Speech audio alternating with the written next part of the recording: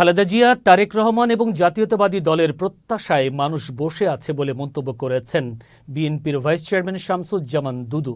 আজ জাতীয় প্রেস ক্লাবের জহুর হোসেন চৌধুরী হলে ইঞ্জিনিয়ার শরীফ নাগিবের উদ্যোগে জাতীয়তাবাদী বাস্তুহারা দলের প্রতিষ্ঠাতা সভাপতি মুক্তিযোদ্ধা শরীফ হাফিজুর রহমানের স্মরণে এক আলোচনা সভায় তিনি কথা বলেন।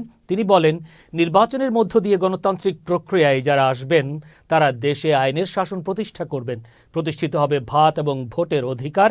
দেশের মানুষ এখন বেগম খালেদা জিয়া, তারেক রহমান এবং বাংলাদেশ জাতীয়তাবাদী দলের অপেক্ষায় আছে বলেও মন্তব্য করেন শামসুজ্জামান দুদু। গণতান্ত্রিক নির্বাচনের মধ্য দিয়ে গণনির্বাচিত যে ব্যক্তিগুলো আসবে তারা হচ্ছে আইনের শাসন প্রতিষ্ঠা করবে, ভাট এবং ভোটের অধিকার প্রতিষ্ঠা করবে। যাদের প্রত্যাশায় মানুষ এখন বসে আছে তারা হচ্ছে দেশনেত্রী বেগম খালেদা জিয়া, জনাব তারেক রহমান এবং বাংলাদেশ জাতীয়তাবাদী দলের অপেক্ষায় তারা বসে আছে।